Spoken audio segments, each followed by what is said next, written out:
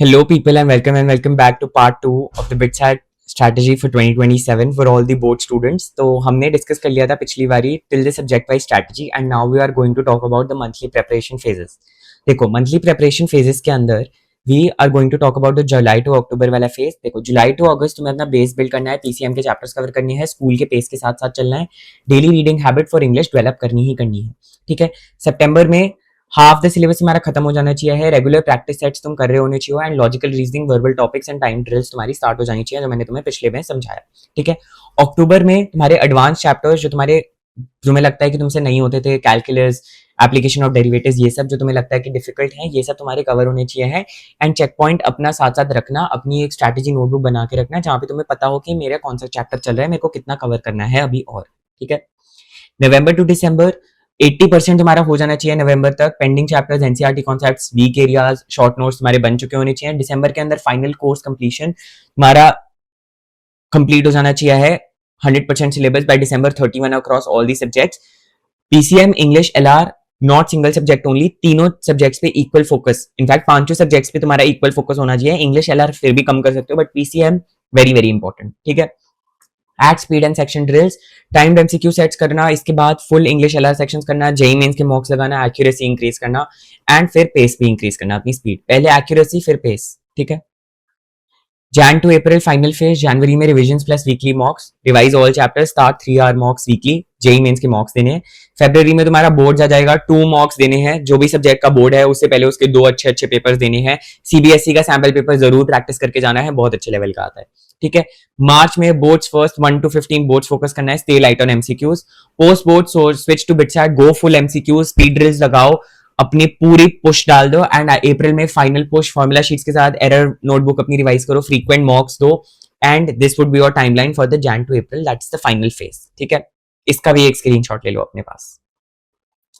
Daily routine and final preparation. देखो daily study routine तुम्हारा day time होना चाहिए है कि स्कूल आवर्स, मैंने तो जो तुम्हें समझाया कि स्कूल में अगर नहीं समझ में आ रहा है टीचर क्या पढ़ा रही है तो अपने बोर्ड्स की प्रिपरेशन स्कूल के अंदर करके खत्म आओ, जो मैं भी अपने टाइम पे यही करता था. स्कूल में तुम्हारी बोर्ड्स की प्रिपरेशन होनी चाहिए, लिख लिख के क्वेश्चन प्रैक्टिस करो, एनसीईआरटी पढ़ो, केमिस्ट्री की बैठ के खोल जाओ, लास्ट सीट पे जाके बैठ जाओ, अपना हाईलाइटर लो और पढ़ते रहो एनसीईआरटी. टीचर इंग्लिश पढ़ा रही है, मैथ्स पढ़ा रही है, फिजिक्स पढ़ा रही है, मैं तुम्हें बता रहा हूँ 12th में किसी को कोई फर्क नहीं पड़ता है, सबको पता है कि अपने कॉम्पिटिटिव्स की प्रिपरेशन पे ध्यान देना होता है.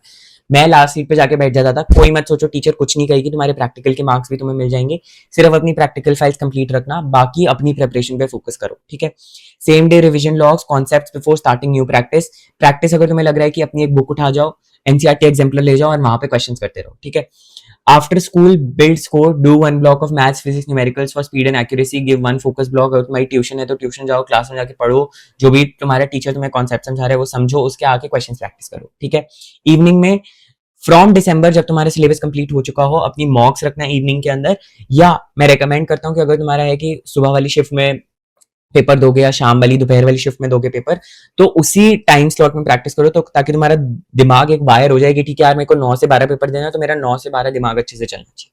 ठीक है, तो ये तुम्हारा हो गया daily study rhythm. Exam dates and duration, boards का तुम्हारा फरवरी से स्टार्ट हो जाएगा and mid March mid April तक चलते हैं बोर्ड्स. ठीक है, एंड बिटसैट 2027 तुम्हारे जेई मेन से सेकंड अटेम्प्ट के बाद आता है, that is typically in the 3rd and 4th week of April, क्योंकि तुम्हारा 1st and 2nd week of April JEE Mains का अटेम्प्ट होता है. ठीक है, तो ये तुम्हारी ऑफिशियल डेट्स अभी बिटसैट की वेबसाइट पे एंड सीबीएसई की वेबसाइट पे आ जाएंगी. So this is the final close strong checklist जो तुम लोगों को फॉलो करनी है.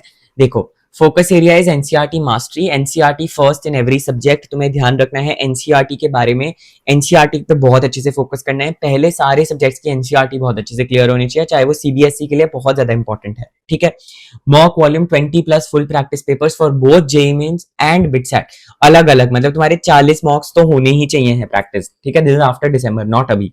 ठीक है, recovery 7 to 8 hours of sleep daily you have to take. चलो 8 नहीं कहूंगा मैं, तुम प्रिपरेशन फेज में हो, 7 घंटे की स्लीप तो लो.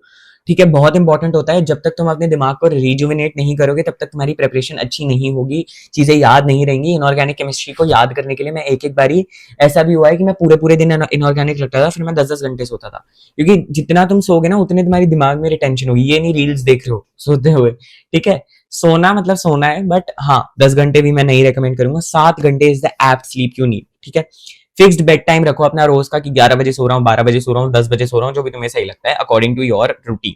ठीक है।